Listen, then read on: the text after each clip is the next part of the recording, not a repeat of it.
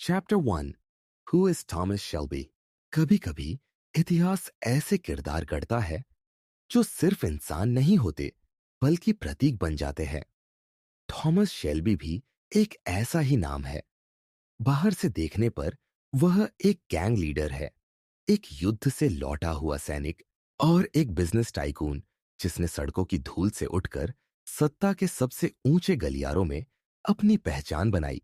लेकिन dark psychology हमें यह सिखाती है कि हर महान व्यक्तित्व के पीछे एक छुपा हुआ अंधकार होता है, एक मास्क जो दुनिया को दिखाया जाता है और एक टूटा हुआ सच जो केवल भीतर से महसूस होता है। सवाल यह नहीं कि थॉमस शेल्बी कौन है, असली सवाल है उसके मास्क के पीछे कौन छुपा है। शक्ति, साइलेंस, करिश्मा और निर्दयता के असीमित परिप्रेक्ष्य के बीच थॉमस शेल्बी केवल एक नाम नहीं बल्कि एक प्रतीक है। एक ऐसा व्यक्ति जिसे देखकर लोग डर, सम्मान और मोहब्बत का मिश्रित अनुभव करते हैं। पर क्या आपने कभी सोचा है कि इस व्यक्ति के पीछे का इंसान कौन है? थॉमस शेल्बी सिर्फ एक नेता नहीं, सिर्फ एक भाई नहीं, सिर्फ एक रणनीतिकार नहीं, वह एक जटिल मनोवैज्ञानिक पहेली है जिसमें दर्द, ट्रॉमा और खुद की बनाई गई दीवारें शामिल हैं। थॉमस शेल्बी की कहानी केवल उसकी जीतों और रणनीतियों की नहीं, बल्कि उस पारदर्शी और परतदार मानव अनुभव की भी है जिसे हम अक्सर देख नहीं पाते। ये चैप्टर थॉमस शेल्बी का पर्सनालिटी को ब्रेक डाउन करेंगे और उनकी माइंडसेट को समझेंगे। तो अगर ये वीडियो आपको वैल्यूबल लगी हो तो लाइक और सब्सक्राइब जरूर करना। साथ ही कमेंट सेक्शन में ये बताना ना भूले कि आगे कि आपको किस टॉपिक पे वीडियो चाहिए। तो अब चलते हैं पहले चैप्टर में। Chapter 2। Silence as a weapon. Thomas Shelby की सबसे खतरनाक और अदृश्य शक्ति उसकी चुप्पी में छिपी हुई थी। गैंगस्टर की दुनिया में जहां शब्दों की ताकत और चालाकियों की कीमत अक्सर जान के बराबर होती है, थॉमस ने यह समझ लिया था कि कहना हमेशा शक्ति नहीं देता, बल्कि सुनना और चुप रहना असली नियंत्रण लाता है। उसका साइलेंस केवल शब्दों का अभाव नहीं था, यह एक साइकोलॉजिकल वेपन था। गैंग्स के भीतर लोग अक्सर अपने हित और डर के बीच संतुलन बनाने की कोशिश करते हैं। जब थॉमस मौन रहता था तो यह मौन दूसरों के सबकॉन्शियस में दबाव पैदा करता था। उसकी साइलेंस उन लोगों को मजबूर कर देती थी कि वे अनजाने में अपनी कमजोरियां, योजनाएं और डर खुद ही प्रकट कर दें। सबकॉन्शियस ट्रिगर्स की यह कला उसे किसी भी वार्तालाप में बढ़त देती थी। थॉमस की साइलेंस की रणनीति केवल एक सिचुएशनल टैक्टिक नहीं थी, यह उसकी फ्रेम कंट्रोल की नींव थी। जब वह किसी बैठक, वार्ता या गैंग के अंदर किसी सौदे में मौन रहता तो उसके आसपास के लोग असहज हो जाते, उनकी मानसिक स्थिति अस्थिर हो जाती और वे अक्सर अपनी रणनीति या ताकत का प्रदर्शन करने में गलती कर देते। इस तरह थॉमस का मौन एक इनविजिबल लीवर बन जाता जिससे वह किसी भी परिस्थिति में मानसिक दबाव बना सकता था। इस साइलेंस के पीछे उसकी अनप्रिडिक्टेबिलिटी छिपी थी। गैंगस्टर दुनिया में कोई भी प्रिडिक्टेबल व्यक्ति आसानी से मैनिपुलेट किया जा सकता है। थॉमस जानता था कि उसकी चुप्पी और अचानक बोले गए एक शब्द की ताकत दूसरे लोगों के निर्णयों और चालों को बदल सकती है। यही कारण है कि उसके खिलाफ कोई भी सीधे कॉन्फ्रंटेशन नहीं कर पाया। हर कोई हमेशा उसके अगले मूव के लिए इंतजार करता था और इसी कंट्रोल्ड अनसर्टेनिटी ने उसे डोमिनेंस दिलाई। साइलेंस केवल शक्ति का एक साधन नहीं था, यह उसकी आर्मर और लैंग्वेज दोनों थी। थॉमस जब भी चुप रहता, वह किसी भी भावनात्मक हमला या मनोवैज्ञानिक दबाव से खुद को सुरक्षित रखता। वही चुप्पी उसके लिए साइकोलॉजिकल शील्ड का काम करती, जबकि उसी समय उसके मौन के पीछे छिपी चालाकी और स्ट्रेटेजी दूसरों को मैनिपुलेट करती रहती। गैंग्स और राइवल ग्रुप्स में जहां बिट्रेयल और डिस्ट्रस्ट आम थे, थॉमस की चुप्पी उसे हमेशा एक कदम आगे रखती। उसकी साइलेंस ने राइवल्स को कंफ्यूजन, पैरानोया और एंजाइटी में डाल दिया। वे अक्सर ओवर रिएक्ट करते और अपनी कमजोरियां प्रकट कर देते। थॉमस अपनी कीन ऑब्जर्वेशन स्किल्स के साथ इन रिवील्ड वीकनेसेस को एक्सप्लॉइट करता। एक और महत्वपूर्ण पहलू था टाइमिंग। चुप्पी के साथ सही समय पर एक शब्द कहना उसे एक सिचुएशन में एब्सोल्यूट कंट्रोल देता। यह सिर्फ वर्बल पावर नहीं, बल्कि स्ट्रेटेजिक टाइमिंग की कला थी। एक छोटा सा संकेत, एक साइलेंट ग्लांस या अचानक बोले गए शब्द ने पूरी डायनेमिक बदल दी। थॉमस जानता था कि सही टाइमिंग और कंट्रोल्ड स्पीच कंबाइंड होने पर मौन की शक्ति एक्सपोनेंशियल रूप में बढ़ जाती है। इसके अलावा गैंगस्टर मानसिकता में साइलेंस ने उसके लिए साइकोलॉजिकल एडवांटेज बनाया। उसका मुंह बंद रखना उसकी इनर कॉन्फिडेंस और अनशेकेबल पर्सोना को दर्शाता। दूसरों के लिए यह सिग्नल था कि वह सोच रहा है, समझ रहा है और कभी भी इम्पल्सिव डिसीजन नहीं लेगा। यही ऑरा उसे इंटिमिडेटिंग बनाता और उसकी कैरिज्मा को बढ़ाता। इस चैप्टर में एक और गहरी साइकोलॉजिकल इंसाइट यह है कि थॉमस की साइलेंस की कला सिर्फ दूसरों को मैनिपुलेट करने के लिए नहीं थी। यह उसकी सेल्फ कंट्रोल और इमोशनल मास्टरी का भी प्रतीक थी। गैंग्स और अपराध की दुनिया में जहां इंपल्सिव रिएक्शंस अक्सर फेटल साबित होते हैं, थॉमस ने सीखा कि इमोशनल रिस्ट्रेंट ही असली सर्वाइवल टूल है। साइलेंस के माध्यम से थॉमस ने यह भी दिखाया कि पावर का असली अर्थ है इनविजिबिलिटी में कंट्रोल रखना। लाउड थ्रेट्स, फ्लैशी जेस्चर्स और ओवर डोमिनेंस केवल दिखावा है। असली ताकत वो है जिसे लोग महसूस करें लेकिन पूरी तरह समझ न पाए। उसकी चुप्पी ने यह इंश्योर किया कि उसका प्रेजेंस हमेशा डोमिनेंट, लेकिन उसके नेक्स्ट मूव हमेशा अनप्रिडिक्टेबल रहे। सबकॉन्शियस मैनिपुलेशन की यह कला, जहां शब्द नहीं बोले जाते बल्कि मौन, गेज, सटल जेस्चर्स और बॉडी लैंग्वेज से कन्वेड होते हैं, थॉमस की साइकोलॉजिकल सोफिस्टिकेशन को दिखाती है। यह चैप्टर दिखाता है कि कैसे साइलेंस एक ऐसा टूल बन सकता है जो सिर्फ इंटिमिडेशन नहीं करता, बल्कि डिसीजन मेकिंग, परसेप्शन और लॉयल्टी तक को शेप करता है। साइलेंस की अल्टीमेट पावर तब दिखाई देती है जब राइवल्स, एलाइज और गैंग मेंबर्स उसकी ट्रू इंटेंशंस को समझने में असफल रहते हैं। वे उसकी चुप्पी में अपने फियर्स और एम्बिशंस प्रोजेक्ट करते हैं, अननोइंगली उसकी स्ट्रैटेजी के अनुसार रिएक्ट करते हैं। यही सटल डोमिनेंस उसकी सबसे बड़ी साइकोलॉजिकल एडवांटेज थी। अंततः थॉमस शेल्बी की यह साइलेंस की कला हमें यह सिखाती है कि शब्दों का अभाव भी संदेश देता है और मौन भी वेपन बन सकता है। एक गैंगस्टर के रूप में वह जानता था कि साइलेंस केवल स्ट्रैटेजी नहीं, बल्कि सर्वाइवल का तरीका है। यह उसके इनर ट्रॉमा और आउटर कंट्रोल के बीच की सीमाओं का भी प्रतिबिंब है, जहां हर शब्द केयरफुली चोजन है और हर साइलेंस केयरफुली ऑर्केस्ट्रेटेड। इस चैप्टर में हमने देखा कि कैसे थॉमस शेल्बी की चुप्पी ने उसे केवल एक प्रभावशाली गैंगस्टर ही नहीं बनाया, बल्कि एक ऐसा साइकोलॉजिकल फोर्स भी बना दिया जिसे न केवल फियर्ड बल्कि अननोइंगली फॉलोड भी किया गया। साइलेंस उसके लिए लैंग्वेज, वेपन और शील्ड तीनों का काम करता है। Chapter 3, the magnetism of presence, effortless charisma. Thomas Shelby की सबसे खतरनाक और अनदेखी ताकत उसकी प्रेजेंस थी। गैंगस्टर की दुनिया में जहां हथियार और शब्द अक्सर निर्णायक होते हैं, वहां उसकी मौन करिश्मा और आत्मविश्वास एक अलग ही साइकोलॉजिकल लेवरेज पैदा करते थे। शेल्बी का प्रेजेंस ऐसा था कि कमरे में प्रवेश करते ही माहौल बदल जाता। लोग अपने व्यवहार, पोस्चुरा और अंदाज को उसके प्रेजेंस के अनुसार एडजस्ट करने लगते। ये कोई दिखावटी कैरिश्मा नहीं था, ये एक एफर्टलेस डोमिनेंस थी जो सबकॉन्शियस लेवल पर लोगों को इन्फ्लुएंस करती थी। शेल्बी का प्रेजेंस एक साइलेंट लैंग्वेज की तरह काम करता था। उसके हर कदम, हर ग्लांस और हर सटल जेस्चर में उसकी अथॉरिटी झलकती थी। गैंग्स और राइवल्स में यह ऑरा एक साइकोलॉजिकल टूल बन गया था।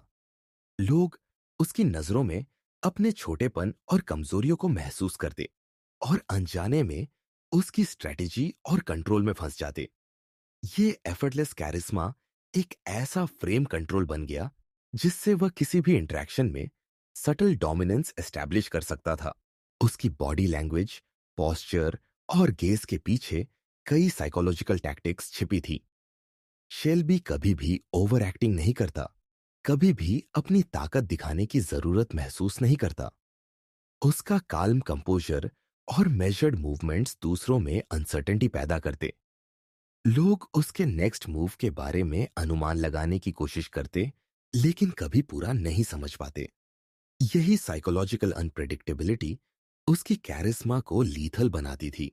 शेल्बी का प्रेजेंस केवल इंटिमिडेशन तक सीमित नहीं था, ये लोगों के सबकॉन्शियस में सिक्योरिटी और स्टेबिलिटी का इल्यूजन भी पैदा करता था। गैंग्स के अंदर जहां बिट्रियल और केयस आम था, उसकी प्रेजेंस ने एलाइज को एश्योरेंस दी। लोग उसकी लीडरशिप के तहत फील करते कि वे सुरक्षित हैं, लेकिन यह सुरक्षा हमेशा कंडीशनल होती थी, शेल्बी की स्ट्रैटेजी और परसेप्शन पर आधारित। यह डुअलिटी फियर और रिस्पेक्ट का मिश्रण उसकी साइकोलॉजिकल सुपीरियोरिटी को और गहरा करता था। एक और महत्वपूर्ण पहलू था उसकी इनर कॉन्फिडेंस। कैरिस्मा अक्सर सुपरफिशियल लगता है जब वह केवल दिखावा हो, लेकिन शेल्बी का कैरिस्मा उसकी सेल्फ रिस्पेक्ट और इंटरनल मास्टरी का रिफ्लेक्शन था। उसने अपने ट्रॉमा, ग्रीफ और इनर केओस को कंट्रोल किया, जिससे उसका प्रेजेंस अनशेकेबल बन गया। लोग उसकी डोमिनेंस को केवल उसके बाहरी एक्शन से नहीं, बल्कि उसके अंदर छिपे अनब्रेकेबल विल से महसूस करते थे। शेल्बी के लिए एफर्टलेस कैरिज्मा का मतलब मैनिपुलेशन के लिए कोअर्शन नहीं, बल्कि सटल साइकोलॉजिकल इन्फ्लुएंस था।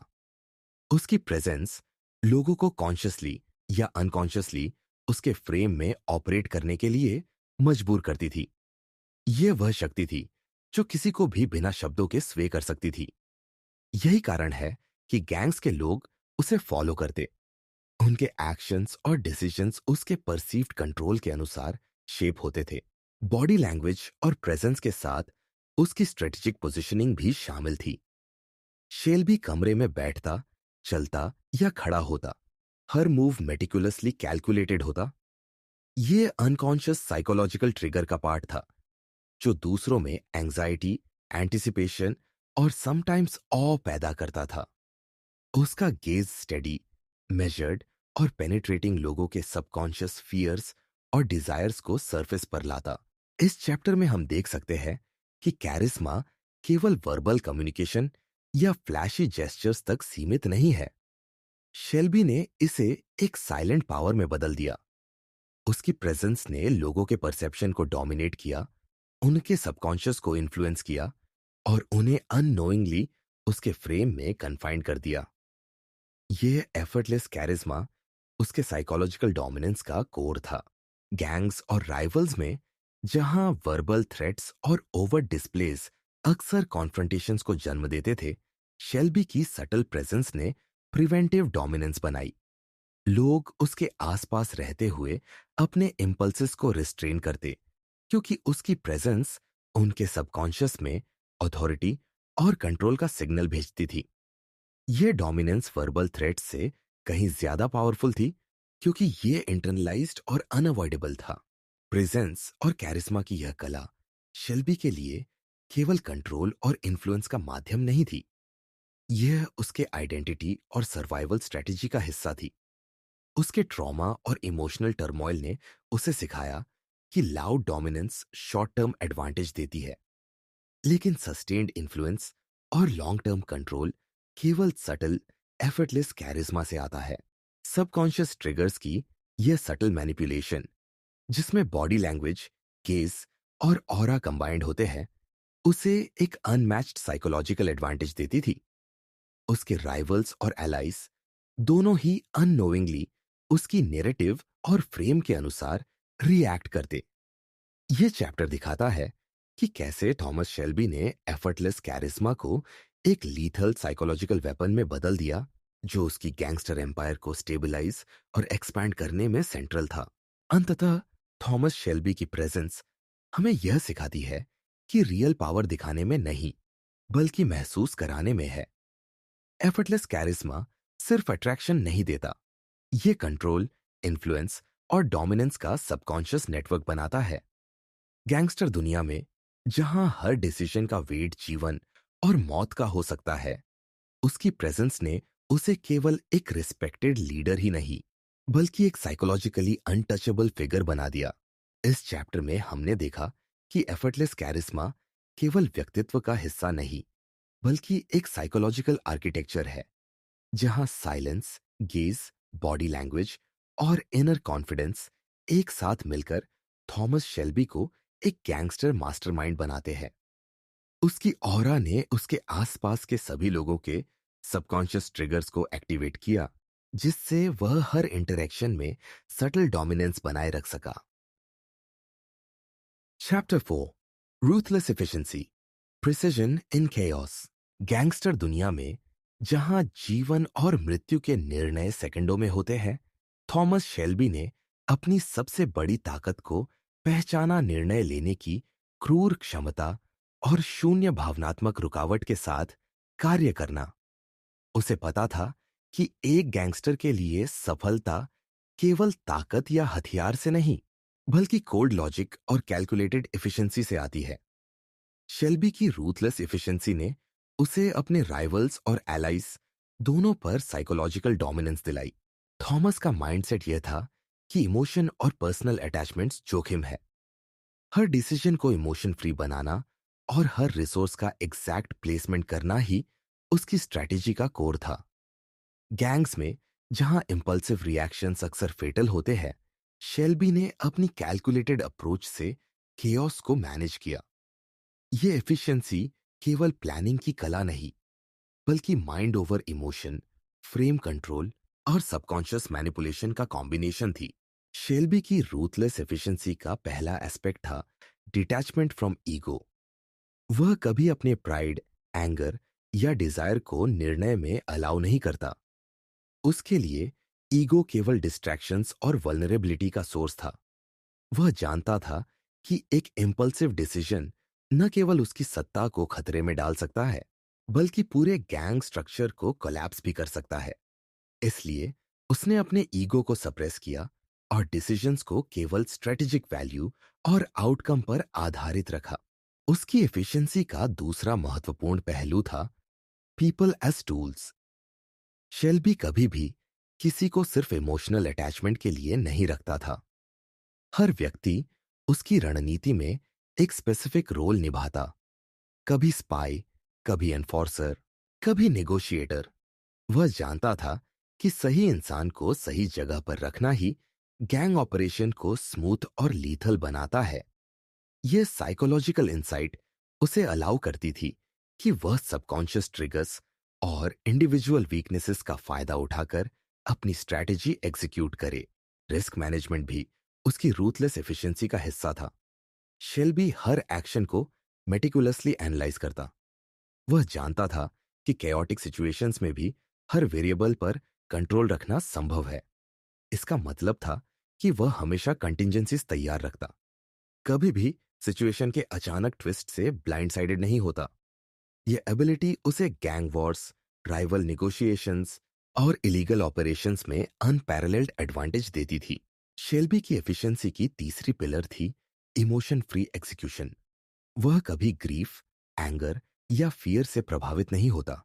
उसके लिए इमोशनल इन्वॉल्वमेंट केवल मिस्टेक्स और वल्नरेबिलिटी का कारण बनता। इस डिटैचमेंट ने उसे अलाउ किया कि वह केओटिक सिचुएशंस में भी काल्म और कैलकुलेटेड रहे। इसी कारण वह अक्सर अपने राइवल से साइकोलॉजिकल और स्ट्रेटेजिक रूप से आगे रहता। एक गैंगस्टर के रूप में रूथलेस एफिशिएंसी केवल इंटरनल डिसिप्लिन तक सीमित नहीं थी, यह एक्सटर्नल परसेप्शन और सबकॉन्शियस इन्फ्लुएंस भी बनाती थी।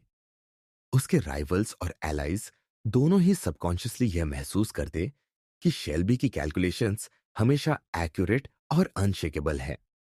इसका परिणाम था कि लोग उसकी लीडरशिप और डिसीजंस पर ऑटोमेटिक रिलायंस और ट्रस्ट डेवलप करते। यह ट्रस्ट सुपरफिशियल नहीं, बल्कि सबकॉन्शियस एक्सेप्टेंस था, जो उसकी फ्रेम कंट्रोल और डोमिनेंस को फर्दर सॉलिडिफाई करता था। शेल्बी का एक और साइकोलॉजिकल टैक्टिक था केओस को मैथमेटिकल फॉर्मूला की तरह ट्रीट करना। जहां अन्य गैंगस्टर्स केओस में पैनिक करते या इंपल्सिव मूव करते, शेल्बी उसे सिस्टमैटिकली एनालाइज करता। वह पैटर्न्स, प्रोबेबिलिटीज और ह्यूमन बिहेवियर के ट्रिगर्स को डीकोड करता। यही वजह थी कि वह कभी ब्लाइंड साइडेड नहीं होता और हमेशा ऑप्टिमल आउटकम के लिए तैयार रहता।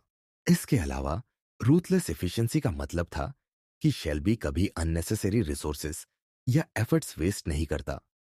उसे पता था कि एनर्जी और टाइम फाइनाइट रिसोर्सेस है, इसलिए वह हमेशा प्रायोरिटाइजेशन और प्रिसिजन पर फोकस करता।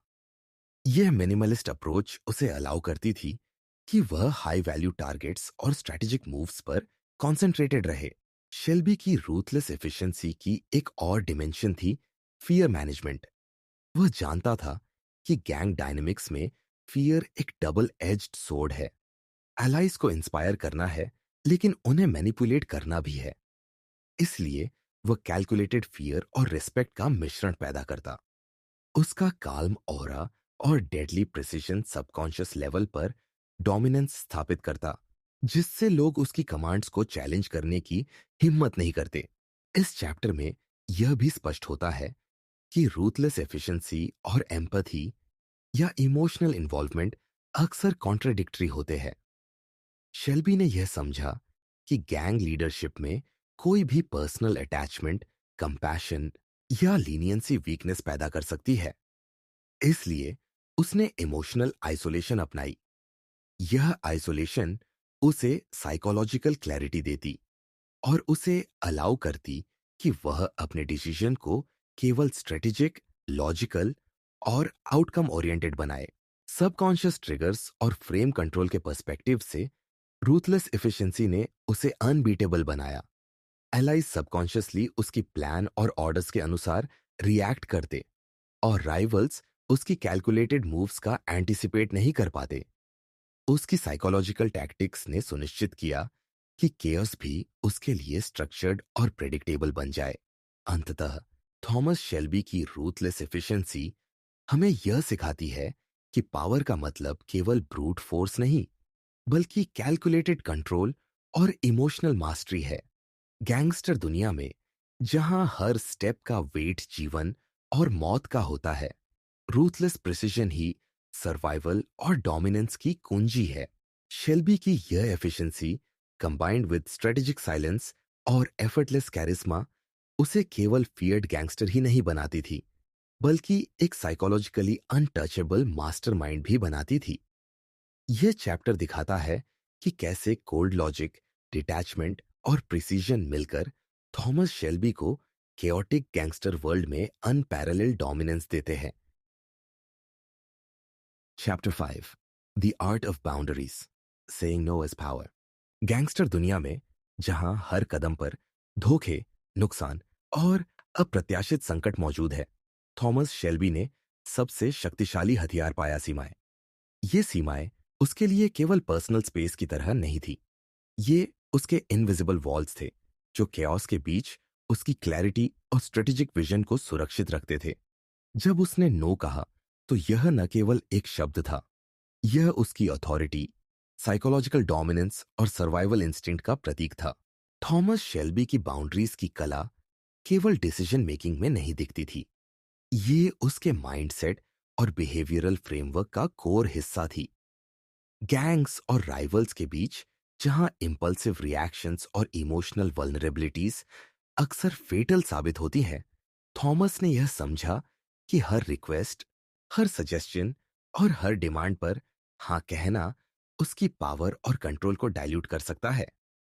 इसलिए उसने डिनायल को वेपन की तरह अडॉप्ट किया। डिनायल एज अ वेपन, यह सिर्फ रिफ्यूजल नहीं था, बल्कि एक साइकोलॉजिकल मैन्यूवर था। जब थॉमस शेल्बी ने किसी की अपेक्षाओं या दबाव को नो कहकर टाल दिया, तो उसने सटली पावर डायनेमिक्स को मैनिपुलेट किया। एलाइज सबकॉन्शियसली सीखते कि उसकी डिसीजन का रिस्पेक्ट करना और उसके फ्रेम में ऑपरेट करना आवश्यक है। राइवल्स के लिए यह समझना मुश्किल हो जाता कि थॉमस कब कॉम्प्रोमाइज करेगा और कब इमूवेबल रहेगा। यही अनप्रिडिक्टेबिलिटी उसे डोमिनेंस देती थी। बाउंड्रीज का एक और पहलू था discipline in resisting desires, distractions और इमोशनल टेम्पटेशंस। गैंगस्टर जीवन में वेल्थ, पावर और प्लेजर का कांस्टेंट ल्यूर होता है। कोई भी इंपल्सिव इंडल्जेंस वीकनेस बन सकती है। थॉमस ने इंटरनल डिसिप्लिन अपनाया, इमोशनल रिस्ट्रेंट, कैलकुलेटेड रिस्ट्रेंट और फोकस्ड एनर्जी। उसने जाना कि इमोशनल डिटैचमेंट और डिजायर सप्रेशन से ही स्ट्रेटेजिक क्लैरिटी आती है। वह जानता था कि केवल वही व्यक्ति जीत सकता है जो अपने इम्पल्सेस पर कंट्रोल रखता है। नो कहना थॉमस शेल्बी के लिए सिर्फ रिजेक्शन नहीं था, यह पावर डेफिनिशन और रिस्पेक्ट क्रिएशन का मेथड था।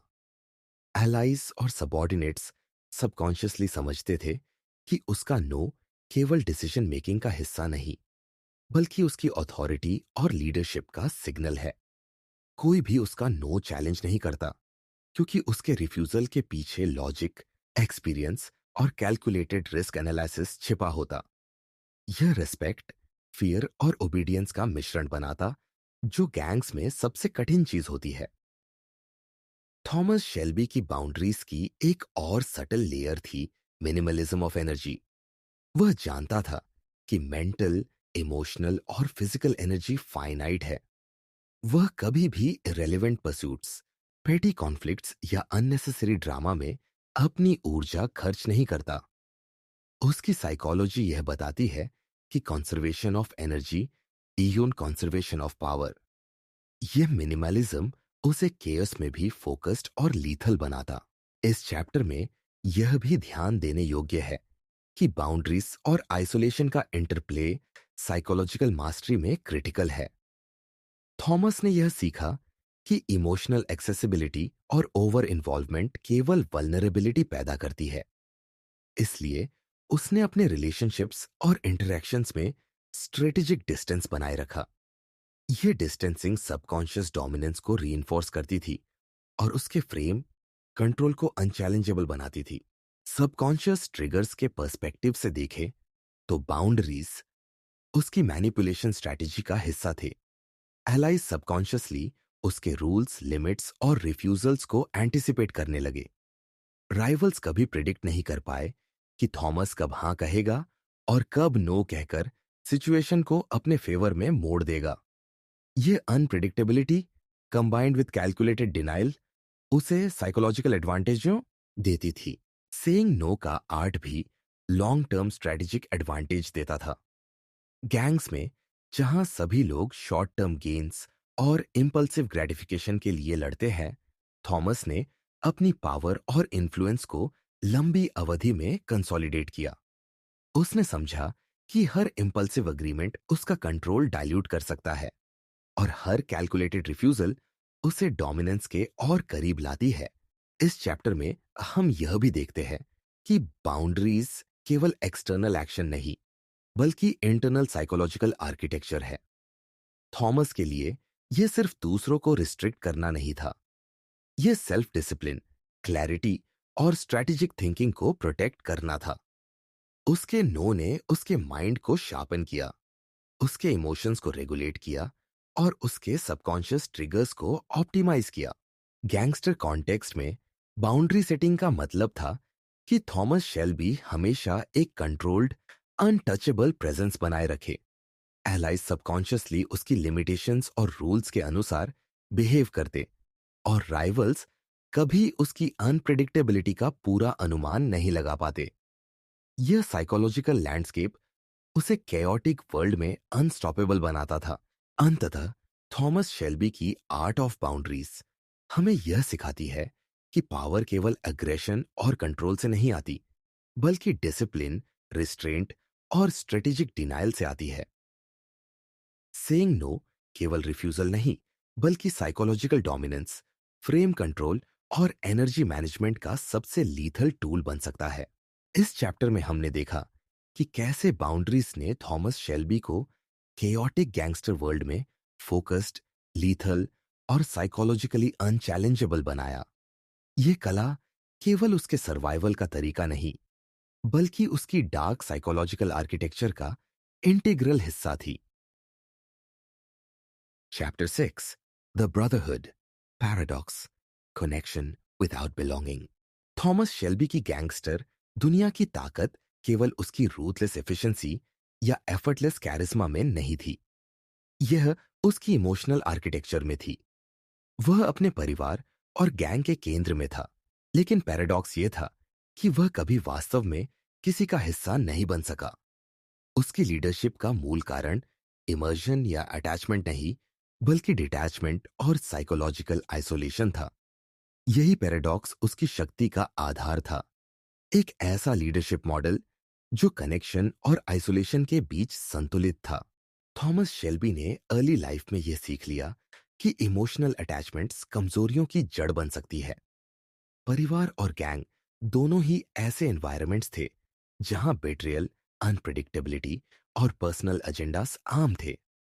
उसने समझा कि यदि वह खुद को पूरी तरह इमर्स कर देगा तो उसके डिसीजंस और सर्वाइवल पर खतरा होगा।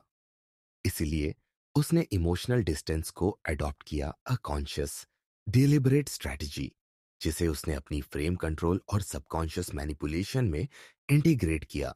यह इमोशनल डिस्टेंस केवल उसके पर्सनल सेफ्टी के लिए नहीं था, ये उसके लीडरशिप एफिकेसी का भी हिस्सा था।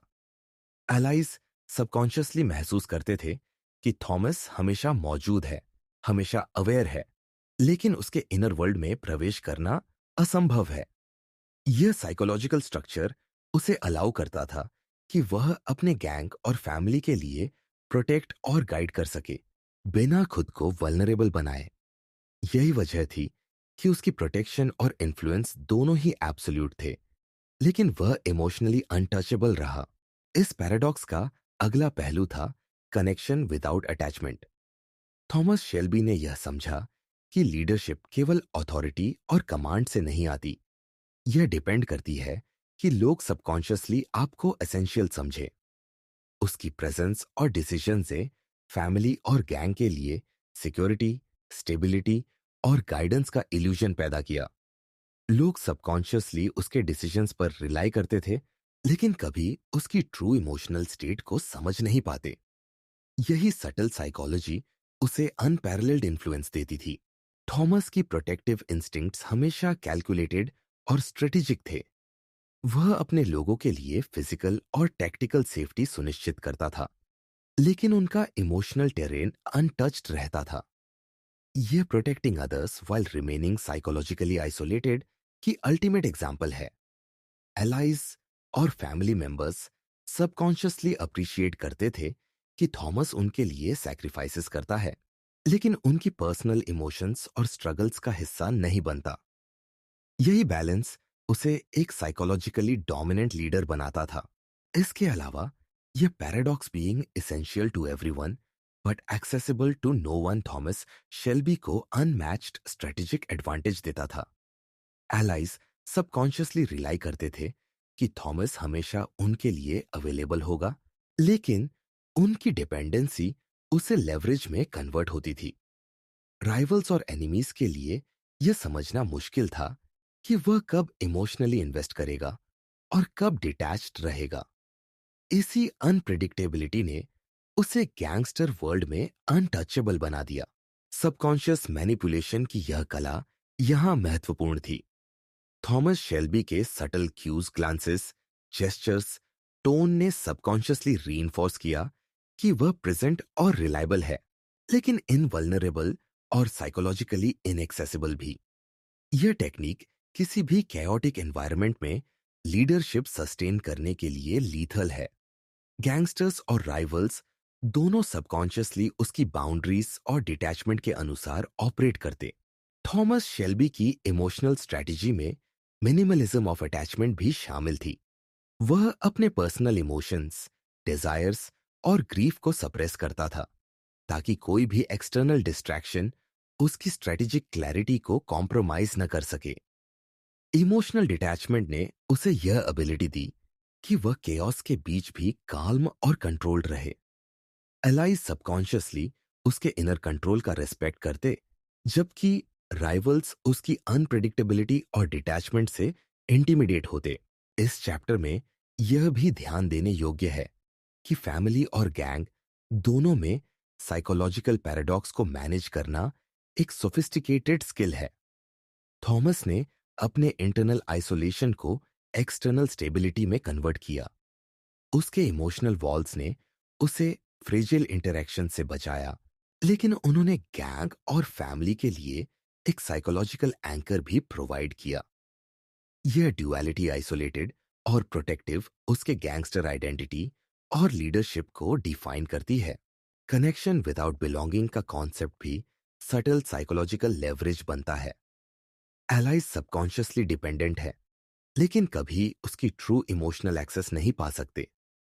राइवल्स और एनिमीज इसका फुल अनुमान नहीं लगा पाते। यह इनविजिबल आर्किटेक्चर थॉमस शेल्बी को chaotic गैंगस्टर वर्ल्ड में अनटचेबल बनाता है। Saying no, ruthless efficiency, effortless charisma और साइलेंस के बाद इमोशनल डिस्टेंस उसका सबसे सटल और लीथल साइकोलॉजिकल वेपन है। यह चैप्टर हमें यह समझाता है कि ट्रू लीडरशिप और साइकोलॉजिकल डोमिनेंस केवल ओवर्ट पावर या एग्रेशन में नहीं होती। यह इंटरनल मास्टरी, स्ट्रेटेजिक डिटैचमेंट और पैराडॉक्सिकल कनेक्शन में होती है। अंततः थॉमस शेल्बी की ब्रदरहुड पैराडॉक्स हमें यह सिखाती है कि शक्ति और प्रभाव का मूल किसी भी केओटिक और बिट्रियल प्रोन एनवायरनमेंट में इमोशनल मास्टरी और स्ट्रेटेजिक आइसोलेशन में निहित है। वह इसेंशियल था, प्रोटेक्टिव था, लेकिन कभी एक्सेसिबल नहीं, और यही उसकी डार्क साइकोलॉजी का अल्टीमेट जीनियस है। Chapter 7, mind over emotion, logic over chaos. Thomas Shelby की गैंगस्टर दुनिया में सबसे लीथल और सटल शक्ति उसकी इमोशनल मास्टरी थी। जहां अन्य लोग गुस्से, भय और ग्रीफ के तात्कालिक प्रभाव में इंपल्सिव डिसीजंस लेते थे, थॉमस ने सीख लिया था कि ट्रू कंट्रोल का मूल इमोशन सप्रेशन में है। ट्रॉमा, पेन और ग्रीफ ने उसे तोड़ने के बजाय उसका सबसे बड़ा फ्यूल बना दिया। इस चैप्टर में हम देखेंगे कि कैसे शेल्बी ने अपने इमोशनल स्टॉर्म्स को लॉजिक और कोल्ड रीजनिंग में ट्रांसफॉर्म किया, और कैसे इसने उसे गैंगस्टर वर्ल्ड में अनमैच्ड डोमिनेंस दी। शेल्बी की इमोशनल डिटैचमेंट केवल पर्सनल कोपिंग मैकेनिज्म नहीं थी, यह उसकी सर्वाइवल स्ट्रेटजी थी। गैंग्स और राइवल एनवायरनमेंट्स में जहां बिट्रेयल और अनप्रिडिक्टेबिलिटी आम है, इमोशनल इन्वॉल्वमेंट अक्सर फेटल साबित होती है। थॉमस ने समझा कि इम्पल्सेस और अनचेक्ड इमोशंस केवल मिस्टेक्स और वल्नरेबिलिटी पैदा करते हैं। इसलिए उसने अपने इमोशनल रिएक्शंस को ऑब्जर्व, एनालाइज और डीले करना सीखा। इमोशनल डिटैचमेंट ने उसे अलाउ किया कि वह हर सिचुएशन में कैलकुलेटेड मूव्स करे, बिना किसी इंटरनल स्टॉर्म के प्रभावित हुए। ट्रॉमा और ग्रीफ की भूमिका इस साइकोलॉजिकल मास्टरी में क्रिटिकल थी। थॉमस शेल्बी ने अपने पास trauma, war injuries, family losses, betrayals को अपने साइकोलॉजिकल फ्रेमवर्क में इंटीग्रेट किया। उसने ग्रीफ और पेन को वीकनेस नहीं बनने दिया, बल्कि उन्हें स्ट्रैटेजी और डिसीजन मेकिंग का रॉ मटेरियल बना दिया। हर इमोशनल वूंड ने उसे ह्यूमन बिहेवियर और सबकॉन्शियस ट्रिगर्स को समझने का इंसाइट दिया। इस तरह ट्रॉमा केवल पर्सनल एक्सपीरियंस नहीं, बल्कि वेपनाइज्ड साइकोलॉजी बन गया। डिलेड रिएक्शन उसकी इमोशनल मास्टरी का एक और लीथल टूल था। थॉमस ने हमेशा पहले ऑब्जर्व किया, फिर एनालाइज किया और केवल तब एक्ट किया जब पूरा पैटर्न क्लियर था। गैंग इंटरैक्शंस में इंपल्सिव रिएक्शंस अक्सर राइवल्स और सबऑर्डिनेट्स के लिए लेवरेज बन जाते हैं, लेकिन शेल्बी के लिए ऑब्जर्विंग इमोशंस बिना इमीडिएट रिस्पॉन्स देना उसे एक इनविजिबल एडवांटेज देता था। एलाइज सबकॉन्शियसली लर्न करते कि उसका काल्म और मेजर्ड बिहेवियर उसके मास्टरी और कंट्रोल का सिग्नल है। राइवल्स कभी एंटिसिपेट नहीं कर पाते कि उसके साइलेंट ऑब्जर्वेशन के पीछे क्या स्ट्रेटेजी छिपी है। ग्रीफ और पेन को स्ट्रेटेजिक एग्जीक्यूशन में बदलने का शेल्बी का तरीका रिमार्केबल था। लॉस या बिट्रेयल जैसे इमोशनल शॉक्स ने उसके डिसीजंस को डिस्टॉर्ट नहीं किया, बल्कि उन्होंने उसके लॉन्ग टर्म प्लानिंग और कैलकुलेटेड एग्रेशन को शार्पन किया। गैंग्स में जहां इमीडिएट इमोशनल रिएक्शंस कॉमन थे, शेल्बी का यह एबिलिटी उसे हमेशा एक स्टेप अहेड रखता। वह ग्रीफ को इंपल्सिव एंगर में नहीं बदलता, वह उसे प्रिडिक्टिव एनालिसिस, मैनिपुलेशन और कैलकुलेटेड डोमिनेंस के लिए फ्यूल बनाता। शेल्बी की इमोशनल मास्टरी केवल ट्रॉमा और ग्रीफ तक सीमित नहीं थी। यह एवरीडे केयर्स और ह्यूमन अनप्रिडिक्टेबिलिटी में भी लागू होती थी। एलाइज और राइवल्स दोनों सबकॉन्शियसली अवेयर थे कि उसके सामने इंपल्सिव रिएक्शंस काम नहीं आते। यह साइकोलॉजिकल आर्किटेक्चर उसे अनटचेबल बनाता, क्योंकि लोग उसकी रीजनिंग और काल्म ऑब्जर्वेशन के पैटर्न को समझ नहीं पाते। इस चैप्टर में यह भी देखा जा सकता है कि फ्रेम कंट्रोल और सबकॉन्शियस मैनिपुलेशन थॉमस की इमोशनल मास्टरी का कोर है। एलाइज सबकॉन्शियसली एडजस्ट करते हैं, उनके सबकॉन्शियस ट्रिगर्स एक्टिवेट होते हैं, और राइवल्स अननोइंगली उसकी स्ट्रेटेजी के अनुसार रिएक्ट करते हैं। यह इमोशनल कंट्रोल केवल डोमिनेंस का तरीका नहीं, बल्कि सर्वाइवल और टैक्टिकल सुपीरियोरिटी का भी प्राइमरी फैक्टर है। थॉमस शेल्बी की माइंड ओवर इमोशन फिलॉसफी का एक और डिमेंशन था सेल्फ अवेयरनेस और सेल्फ रेगुलेशन। उसने अपने इंटरनल इमोशनल स्टेट को कॉन्स्टेंटली मॉनिटर किया और कभी भी अनकंट्रोल्ड इंपल्सेस को अलाउ नहीं किया। यह डिसिप्लिन उसे कैओटिक गैंगस्टर वर्ल्ड में लीथल बनाती थी। इमोशनल स्टॉर्म्स, चाहे वे एंगर हो, फियर हो या ग्रीफ हो, उसके लिए टूल्स बन गए इनपुट्स जो उसकी रीजनिंग, स्ट्रैटेजी और साइकोलॉजिकल डोमिनेंस को रिफाइन करते थे। शेल्बी की मास्टरी यह भी दिखाती है कि लॉजिक ओवर केओस केवल रैशनल कैलकुलेशन नहीं, बल्कि इमोशनल एल्केमी है। ट्रॉमा, ग्रीफ और पेन को न्यूट्रलाइज करके उसे पावर, इनसाइट और साइकोलॉजिकल एडवांटेज में कन्वर्ट करना ही उसकी अल्टीमेट स्ट्रेंथ है। एलाइज सबकॉन्शियसली उसे फॉलो करते हैं, क्योंकि वे महसूस करते हैं कि उसके डिसीजंस कैओटिक एनवायरनमेंट में भी कंसिस्टेंट, कंट्रोल्ड और ऑप्टिमल है। राइवल्स उसकी अनप्रिडिक्टेबिलिटी और इंटरनल काम से इंटिमिडेटेड है। गैंगस्टर कॉन्टेक्स्ट में यह मास्टरी लीथल कॉम्बिनेशन बनाती है। Ruthless efficiency, effortless charisma, strategic silence, emotional boundaries और अब माइंड ओवर इमोशन। शेल्बी के लिए केओस केवल एक्सटर्नल फैक्टर नहीं, यह स्ट्रैटेजिक प्लेग्राउंड है जहां इमोशनल रिस्ट्रेंट और साइकोलॉजिकल मैनिपुलेशन मिलकर उसकी डोमिनेंस को सीमेंट करते हैं। अंततः थॉमस शेल्बी की माइंड ओवर इमोशन अप्रोच हमें यह सिखाती है कि इमोशनल मास्टरी और डीलेड रिएक्शन ही ट्रू साइकोलॉजिकल सर्वाइवल और डोमिनेंस की कुंजी है। ट्रॉमा और ग्रीफ वीकनेस नहीं बनते, उन्हें वेपनाइज करना ही अल्टीमेट गैंगस्टर इंटेलिजेंस है।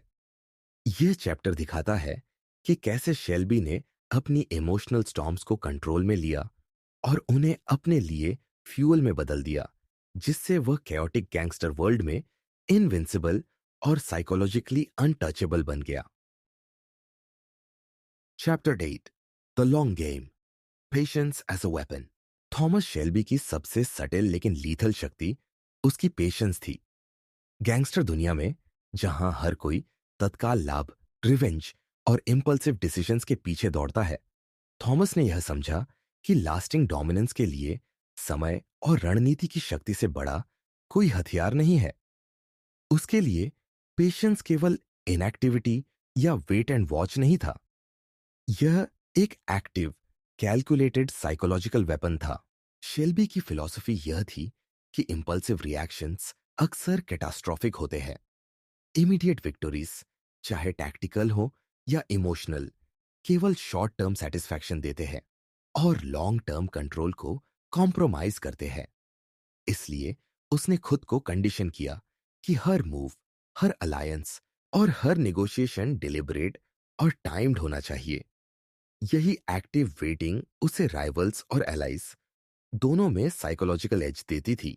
डिलेड ग्रेटिफिकेशन शेल्बी की स्ट्रैटेजी का कोर था।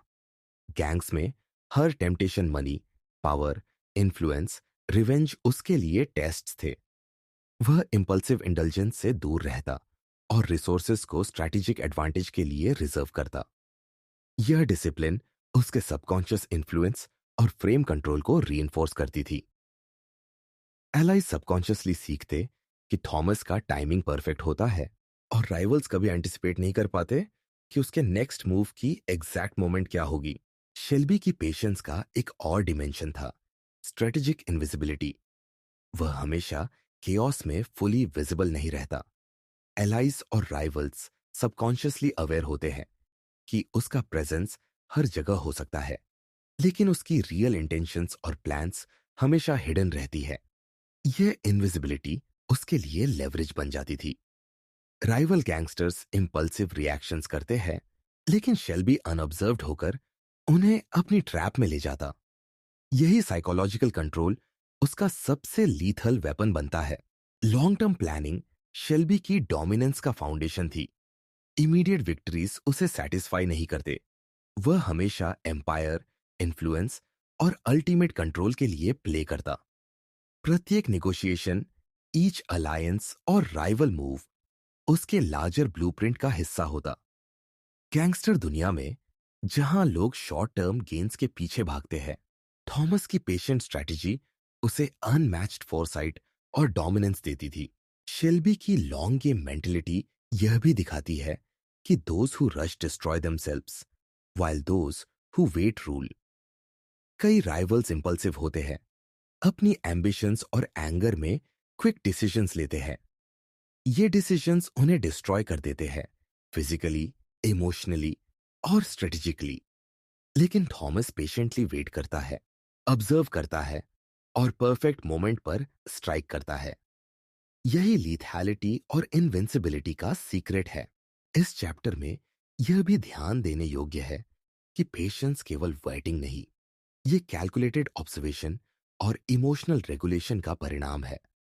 शेल्बी ने हर इमोशनल ट्रिगर, बिट्रियल और कैओटिक सिचुएशन को एनालाइज किया, फिर अपने मूव को परफेक्ट टाइमिंग पर एग्जीक्यूट किया। एलाइज सबकॉन्शियसली उसका डिपेंडेबिलिटी और कंसिस्टेंसी महसूस करते, जबकि राइवल्स उसकी अनप्रिडिक्टेबिलिटी और पेशेंट स्ट्रैटेजी से इंटिमिडेटेड रहते।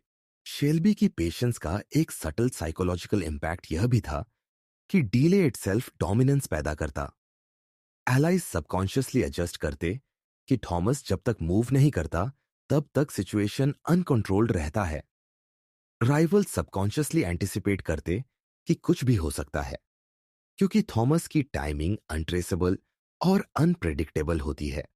यही strategic patience combined with ruthless efficiency और माइंड ओवर इमोशन उसे केओटिक गैंगस्टर वर्ल्ड में अनटचेबल बनाती है।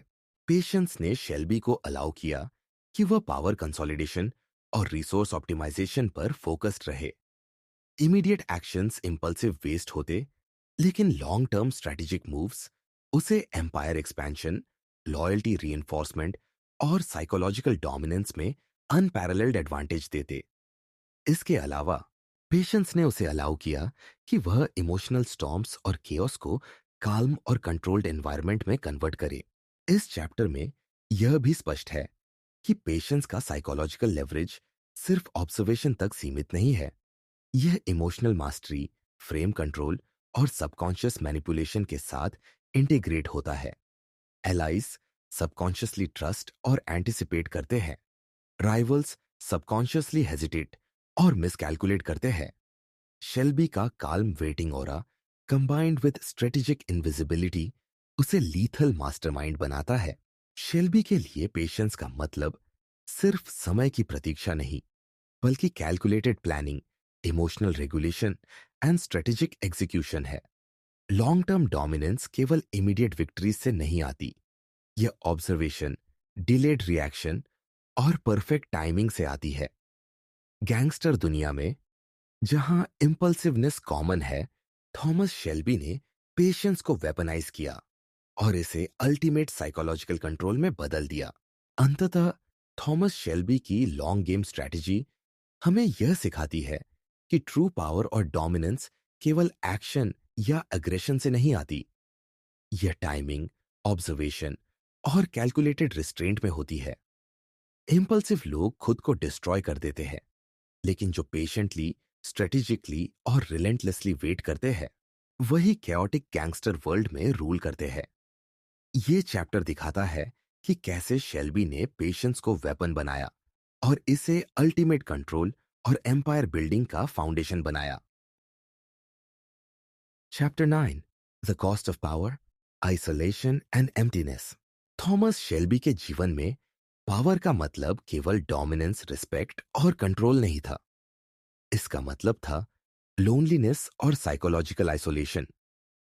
गैंगस्टर दुनिया में जहां बिट्रेयल और अनप्रिडिक्टेबिलिटी सामान्य है, एब्सोल्यूट पावर और अथॉरिटी का प्राइस हमेशा पर्सनल सैक्रिफाइस और इमोशनल एम्प्टीनेस होता है। थॉमस शेल्बी ने यह कीमत पूरी तरह चुकाई, एक ऐसी कीमत जो उसे अनटचेबल बनाती थी, लेकिन उसके अंदर प्रोफाउंड एम्प्टीनेस और वल्नरेबिलिटी भी पैदा करती थी। Loneliness of untouchable man Thomas की जिंदगी का सबसे गहरा पहलू था। एलाइज और फैमिली मेंबर्स उसके आसपास थे, लेकिन सबकॉन्शियस अवेयरनेस थी कि थॉमस कभी पूरी तरह एक्सेसिबल या इमोशनली अवेलेबल नहीं होगा। यह लोनलीनेस केवल फिजिकल आइसोलेशन नहीं थी, ये साइकोलॉजिकल स्टेट थी। सबॉर्डिनेट सबकॉन्शियसली जानते थे कि उसके पास प्रेजेंस है, प्रोटेक्शन है, लेकिन इनर वर्ल्ड तक प्रवेश असंभव है। राइवल सबकॉन्शियसली फियर करते थे, लेकिन उसकी लोनलीनेस और आइसोलेशन उसकी पावर की छाया में छुपी थी। एब्सोल्यूट कंट्रोल का मतलब था कि थॉमस शेल्बी ने हमेशा सभी सिचुएशंस को मैनिपुलेट और डोमिनेट किया, लेकिन इस मास्टरी के पीछे साइकोलॉजिकल एम्प्टीनेस छिपी थी। वह हमेशा अवेयर था कि अलायंसेस, लॉयल्टी और फैमिली कनेक्शंस ट्रांजैक्शनल और फ्रेजाइल है। यह अवेयरनेस उसे इमोशनली डिटैच्ड बनाती थी। वह किसी भी इमोशनल अटैचमेंट में पूरी तरह इन्वेस्ट नहीं कर सकता था, क्योंकि पर्सनल इन्वेस्टमेंट केवल वल्नरेबिलिटी और पोटेंशियल बिट्रेयल के लिए ओपन गेट बनती।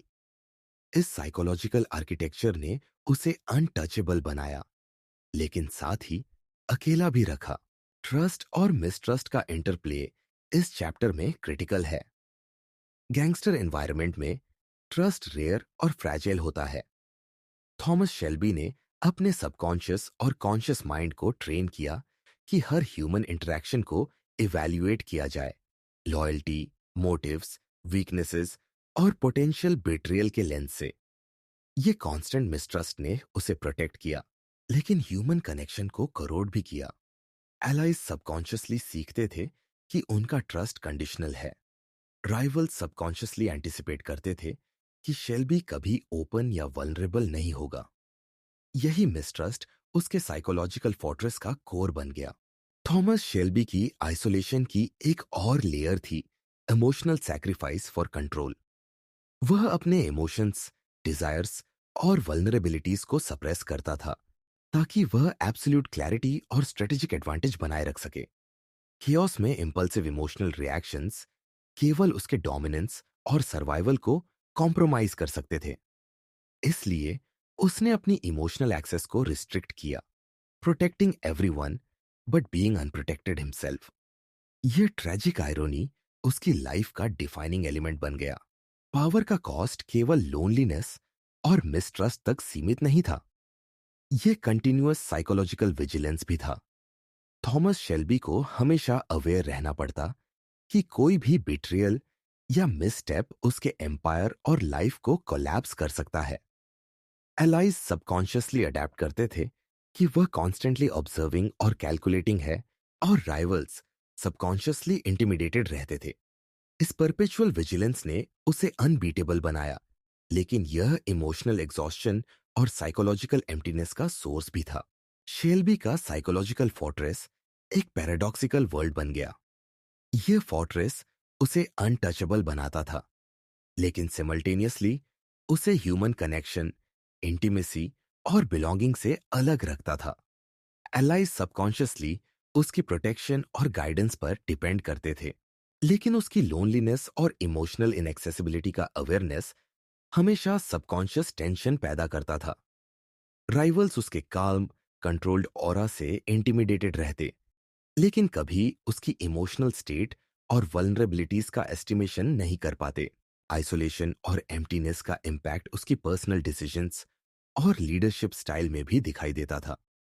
थॉमस शेल्बी कभी इम्पल्सिव या इमोशनल एक्शंस नहीं करता था।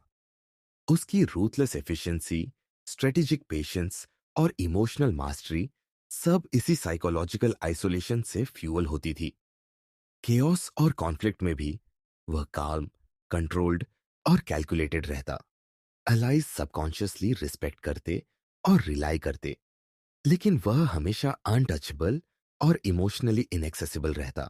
इस चैप्टर में यह भी स्पष्ट है कि लोनलीनेस और पावर का इंटरसेक्शन थॉमस शेल्बी की आइडेंटिटी और गैंगस्टर वर्ल्ड में डोमिनेंस का फाउंडेशन है। इमोशनल डिटैचमेंट और मिसट्रस्ट ने उसे इनविंसिबल बनाया, लेकिन इसके साथ ही पर्सनल सैक्रिफाइसेस और साइकोलॉजिकल कॉस्ट भी अत्यधिक थी। Protecting everyone but being unprotected himself, यही ट्रैजिक ड्युअलिटी उसकी लाइफ की डिफाइनिंग फीचर बन गई। थॉमस शेल्बी की स्टोरी हमें यह सिखाती है कि एब्सोल्यूट पावर और डोमिनेंस का अल्टीमेट कॉस्ट इमोशनल आइसोलेशन और साइकोलॉजिकल एम्प्टीनेस है। एलाइज और राइवल्स सबकॉन्शियसली रिस्पेक्ट और फियर करते हैं, लेकिन इस रिस्पेक्ट के पीछे एक लोनली मास्टरमाइंड की ट्रैजिक रियलिटी छिपी होती है। यह चैप्टर दिखाता है कि कैसे पावर, डोमिनेंस और सर्वाइवल के लिए सेल्फ सैक्रिफाइस और साइकोलॉजिकल आइसोलेशन अनिवार्य होते हैं। अंततः चैप्टर 9 यह स्पष्ट करता है कि थॉमस शेल्बी की अल्टीमेट स्ट्रेंथ केओस में control, ruthless efficiency, mind over emotion, strategic patience, उसकी आइसोलेशन और लोनलीनेस के बिना संभव नहीं होती। पावर के लिए सेक्रीफाइस, मिसट्रस्ट और इमोशनल डिटैचमेंट उसके एम्पायर की फाउंडेशन है। इस ट्रैजिक साइकोलॉजी के साथ शेल्बी कैओटिक गैंगस्टर वर्ल्ड में अनटचेबल, लीथल और साइकोलॉजिकली इनविंसिबल बन गया। Chapter 10 the world as transaction, radical autonomy. Thomas Shelby की दुनिया में कोई स्थिर लॉयल्टी, मोरालिटी या आइडियोलॉजिकल बाउंड्रीज नहीं थी। उसके लिए यह दुनिया ट्रांजैक्शंस का नेटवर्क थी, जहां हर इंटरैक्शन, रिलेशनशिप और डिसीजन मेजरेबल कॉस्ट और बेनिफिट के हिसाब से तय होती थी। थॉमस ने कभी किसी सिस्टम, अथॉरिटी या आइडियोलॉजी को बाव नहीं किया। यही रेडिकल ऑटोनॉमी उसकी अल्टीमेट साइकोलॉजिकल और स्ट्रेटेजिक एडवांटेज थी। इस चैप्टर में हम एक्सप्लोर करेंगे कि कैसे शेल्बी ने ऑटोनॉमी को वेपनाइज किया और उसे chaotic गैंगस्टर वर्ल्ड में अनचैलेंजेबल बनाया। Autonomy as rebellion against systems Shelby का सबसे सटल और लीथल साइकोलॉजिकल टूल था। गैंग्स और क्रिमिनल एम्पायर्स में अक्सर हायरार्कीज, ट्रेडिशंस और अनरिटन रूल्स होते हैं। थॉमस ने इन कन्वेंशनल सिस्टम्स को कभी इंटरनलाइज नहीं किया। वह नियमों और अथॉरिटीज को केवल एवेल्युएट करता, मैनिपुलेट करता और एक्सप्लॉइट करता। यह ऑटोनॉमी केवल रिबेलियन नहीं थी, यह फ्रीडम फ्रॉम प्रिडिक्टेबिलिटी और एक्सटर्नल कंट्रोल का रिप्रेजेंटेशन थी। एलाइज सबकॉन्शियसली अवेयर थे कि शेल्बी का लॉयल्टी केवल कैलकुलेटेड सेल्फ इंटरेस्ट और स्ट्रैटेजिक एडवांटेज तक सीमित है। राइवल्स और एनिमीज कभी एंटिसिपेट नहीं कर पाते कि वह कब और कैसे अपने रूल्स खुद बनाएगा। शेल्बी के लिए relationships as negotiations, not bonds का कॉन्सेप्ट क्रिटिकल था। एलाइज और फैमिली मेंबर्स उसके लिए इंस्ट्रूमेंट्स नहीं थे, बल्कि डायनेमिक लेवरेज पॉइंट्स थे। इमोशनल अटैचमेंट और डिपेंडेंसी उसे वीकन कर सकते थे, इसलिए उसने रिलेशनशिप्स को ऑलवेज ट्रांजैक्शनल रखा। ये ट्रांजैक्शनल साइकोलॉजी उसे फ्लेक्सिबिलिटी और कंट्रोल देती थी। गैंगस्टर्स सबकॉन्शियसली यह एंटिसिपेट करते कि थॉमस हर एंगेजमेंट में स्ट्रेटेजिक एडवांटेज खोजेगा और उसकी अनप्रिडिक्टेबिलिटी उसे अनटचेबल बनाती है। Psychology of existential freedom Shelby की रैडिकल ऑटोनॉमी का कोर था। वह इंटरनल और एक्सटर्नल रूल से डिटैच था और अपनी सर्वाइवल और डोमिनेंस के लिए डिसीजन स्वयं डिफाइन करता था। केओस, बिट्रेयल और अनसर्टेनिटी में थॉमस ने अपने एग्जिस्टेंस को सेल्फ डिटरमिन्ड बनाया। अलाइज सबकॉन्शियसली महसूस करते थे कि उसके पास अल्टीमेट फ्रीडम और कंट्रोल है, जबकि राइवल्स इंटिमिडेट होते थे।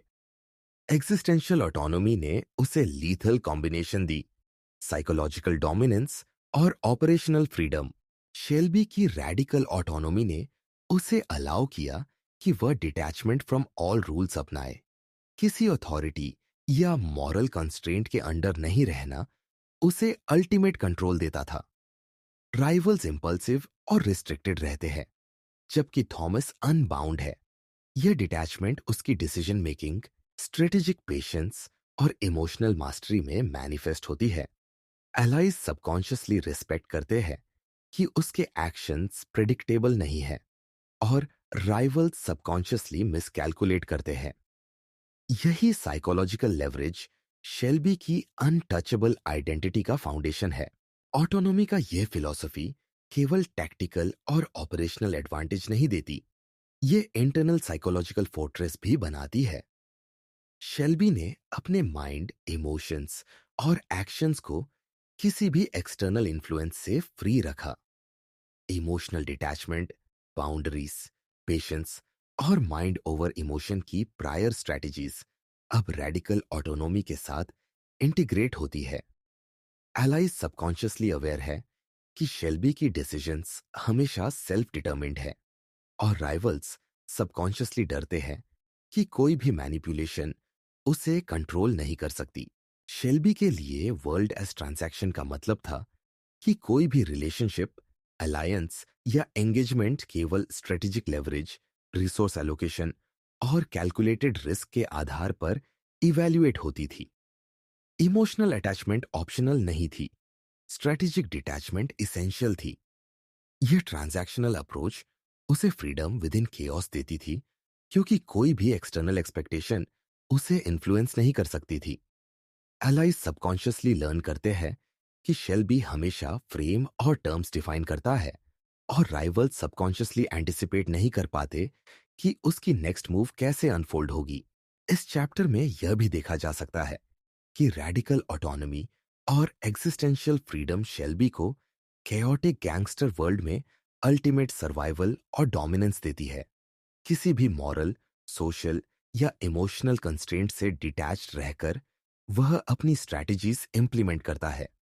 एलाइज सबकॉन्शियसली ट्रस्ट करते हैं, क्योंकि उसे एंटिसिपेट करना और इंटरप्रेट करना आसान है। राइवल्स सबकॉन्शियसली इंटिमिडेटेड होते हैं, क्योंकि अनप्रिडिक्टेबल और सेल्फ डिटरमिन्ड लीडर के सामने कोई मैन्यूवर फेल होने की संभावना अधिक है।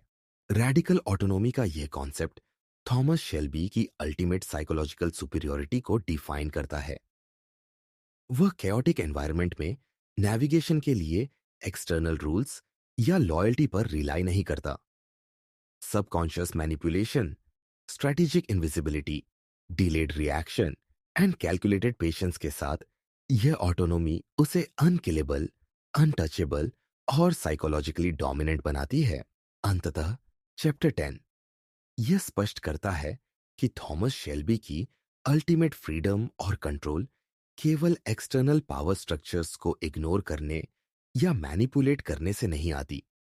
ये इंटरनल रेडिकल ऑटोनॉमी और एग्जिस्टेंशियल फ्रीडम से आती है। एलाई सबकॉन्शियसली अवेयर है कि शेल्बी इंडिपेंडेंट, अनप्रिडिक्टेबल और अल्टीमेट अथॉरिटी के बिना भी एम्पायर सस्टेन कर सकता है। राइवल्स सबकॉन्शियसली इंटिमिडेटेड है, क्योंकि कोई भी एक्सटर्नल मैनिपुलेशन उसे कंट्रोल नहीं कर सकती। यही साइकोलॉजिकल ब्रिलियंस शेल्बी की गैंगस्टर वर्ल्ड में डोमिनेंस की कुंजी है। Chapter 11 the sigma code, blueprint of an unbreakable will. Thomas Shelby की जर्नी का फाइनल चैप्टर उसकी ultimate psychological identity, the sigma mindset में कन्वर्ज होता है। Silence, detachment, patience, ruthless efficiency और कंप्लीट कंट्रोल, ये सब मर्ज होकर एक ब्लूप्रिंट बनाते हैं जो केओटिक गैंगस्टर वर्ल्ड में सर्वाइवल, डोमिनेंस और अनब्रेकेबल विल का फाउंडेशन है। इस चैप्टर में हम एक्सप्लोर करेंगे कि सिग्मा आर्केटाइप कैसे अल्फा और बेटा डायनेमिक्स से अलग है, क्यों ट्रू पावर हिडन रहती है, और इस माइंडसेट के डार्क कॉस्ट क्या है। The sigma archetype versus alpha and बेटा डायनामिक्स शेल्बी की पर्सनैलिटी और स्ट्रैटेजी को समझने के लिए क्रिटिकल है। अल्फा इंडिविजुअल्स ओवर डोमिनेंस और विजिबिलिटी पर फोकस करते हैं। बेटा इंडिविजुअल्स सबमिशन, अप्रूवल और प्रिडिक्टेबिलिटी पर रिलाई करते हैं। सिग्मा आर्केटाइप इन दोनों के बाहर होता है। शेल्बी ने एक्सटर्नल वैलिडेशन या डिस्प्ले की आवश्यकता कभी महसूस नहीं की। उसके लिए डोमिनेंस इंटरनल, हिडन और कैलकुलेटेड होती थी।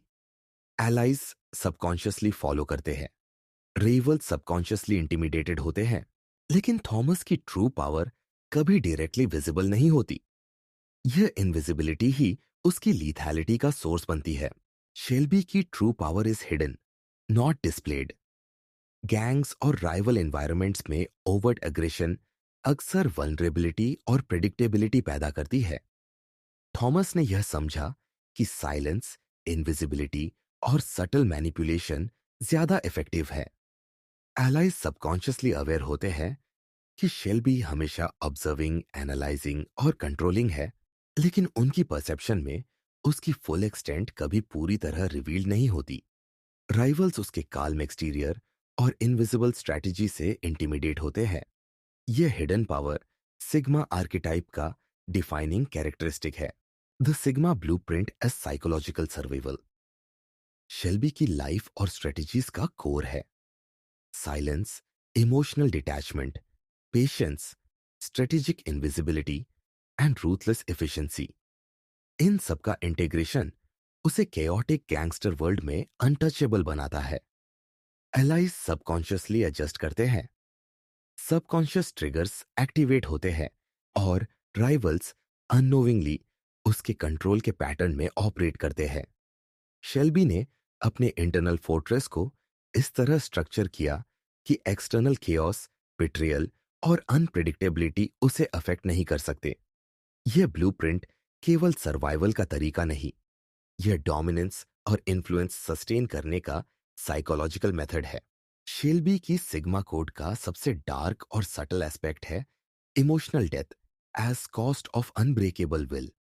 एब्सोल्यूट कंट्रोल, स्ट्रेटेजिक पेशेंस और अल्टीमेट डोमिनेंस के लिए उसने पर्सनल अटैचमेंट्स, इमोशनल इंटीमेसी और वल्नरेबिलिटी को सैक्रिफाइस किया। एलाइज सबकॉन्शियसली रिलाई करते हैं, लेकिन थॉमस साइकोलॉजिकली इनएक्सेसिबल और इमोशनली डिटैच्ड रहता है। राइवल्स सबकॉन्शियसली इंटिमिडेटेड रहते हैं, लेकिन इस अनटचेबल आइडेंटिटी की शैडो में उसकी लोनलीनेस और साइकोलॉजिकल एम्प्टीनेस भी मौजूद है। इमोशनल डेथ ही सिग्मा आर्किटाइप की अल्टीमेट प्राइस है, जो उसे अनटचेबल बनाता है, लेकिन ह्यूमन कनेक्शन और इमोशनल फुलफिलमेंट से परमानेंटली दूर कर देता है। सिग्मा माइंडसेट में फ्रेम कंट्रोल और सबकॉन्शियस मैनिपुलेशन का इंटीग्रेशन भी क्रिटिकल है। एलाइज सबकॉन्शियसली परसीव करते हैं कि शेल्बी रिलायबल, कंसिस्टेंट और प्रोटेक्टिव है, लेकिन कभी भी इमोशनली एक्सेसिबल नहीं। राइवल सबकॉन्शियसली मिसकैलकुलेट करते हैं, क्योंकि शेल्बी के एक्शंस अनप्रेडिक्टेबल और सेल्फ डिटरमिन्ड होते हैं। ये इंटीग्रेशन उसे केओटिक गैंगस्टर वर्ल्ड में लीथल बनाती है। शेल्बी की mind over emotion, strategic patience, radical autonomy और ब्रदरहुड पैराडॉक्स, सभी प्रीवियस चैप्टर्स के लेसन्स अब सिग्मा कोड में कन्वर्ज होते हैं। Silence, emotional detachment, calculated timing, ruthless efficiency, ये सब कंबाइन होकर उसे साइकोलॉजिकली अनटचेबल बनाते हैं।